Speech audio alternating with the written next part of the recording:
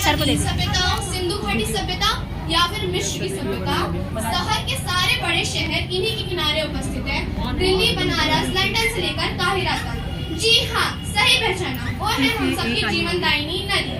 आज नदी आपकी अदालत में खुद जनता के सवालों का जवाब देगी। मैं माननीय न्यायाधीश महोदय से अनुमति चाहती हूँ कि इस मुकदमे में मैं अपनी कार्यवाही आरंभ कर सकती हूँ। अनुमति है, आप अपनी कार्यवाही आरंभ करें। नदी महोदया, आपके तो कई नाम है, मैं आपको किस नाम से पुकारूं? वह लोगों का प्यार और सम्मान है।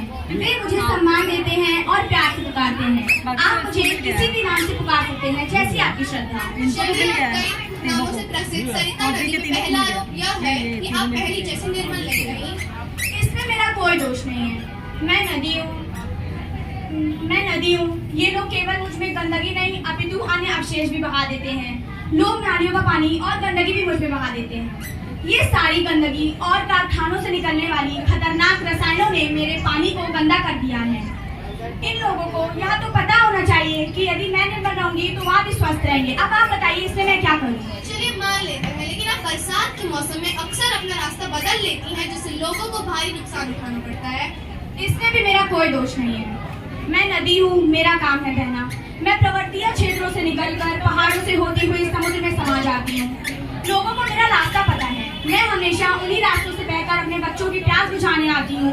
पर मैदान के लोगों ने मेरी सीमा क्षेत्र का अतिक्रमण कर वहाँ पर खेत और मकान बना दिया है, जिस कारण मेरा रास्ता संकरा हो गया है। मतलब जो आपका रास्ता रुकेगा, आप उसे अपने साथ बाहर ले जाएंगी, यही कहना चाहती है ना? ऐसा मैंने कब कहा? मेरे कहने का मतलब यह है कि लोगों को मेरी सीमा क्षेत्र का अतिक्रमण नहीं करना चाहिए।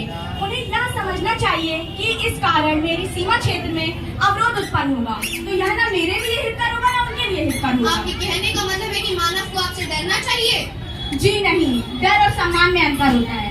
वह मेरा सम्मान करेंगे, मैं उनका सम्मान करूँगी। वह मेरी रक्षा करेंगे, मैं उनकी रक्षा करूँगी। चलिए मान लेते हैं, लेकिन आप अपने साथ बाढ़ लेकर आती हैं, जिससे जान माल का भारी नुकसान होता है।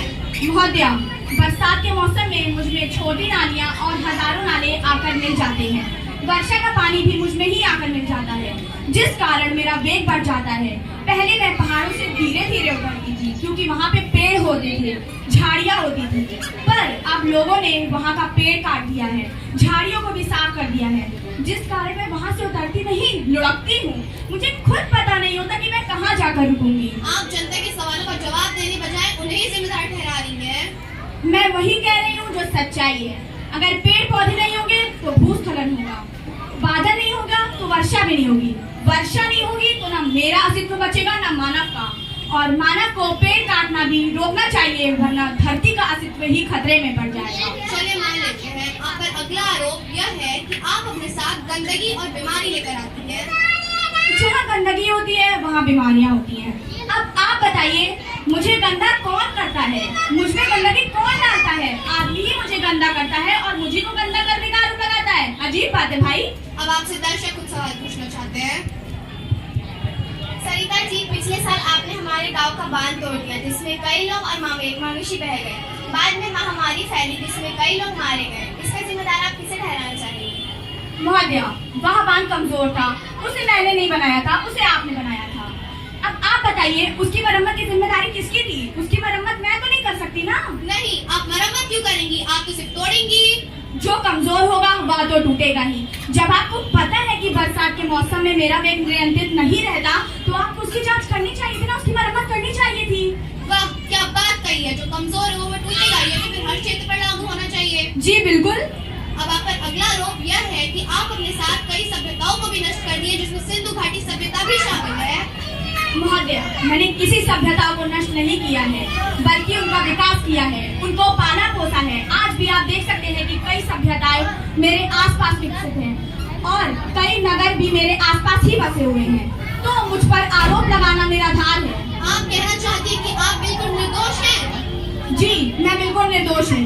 इन सभी चीजों के लिए मनुष्य स्वयं जिम्मेदार है। मैं न्यायाधीश महोदय से अनुमति करती हूँ कि इस मुकदमे पर अपना फैसला सुनाए। तमाम गवाहों के बयान और नदी के जवाब सुनकर अदालत इस नतीजे पहुंची है कि नदी पे लगाए गए तमाम आरोप पूर्णतः से रचित और निराधार है। नदी की इस हालत का जिम्मेदार मनुष्य ही है। जब तक मनुष्य अपनी जिम्मेदारियों का निर्वहन ठीक से नहीं करता तब तक नदी का प्रदूषण दूर नहीं होगा और मानव को ही हानि उठानी पड़ेगी।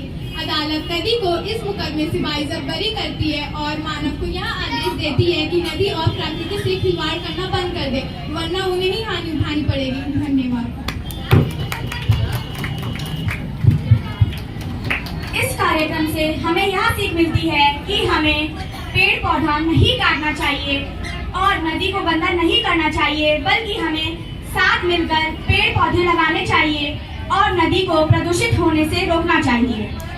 याद रखना, मिट्टी, पानी और हवा को रोकोगे तो खून के आंसू रोगे। धन्यवाद।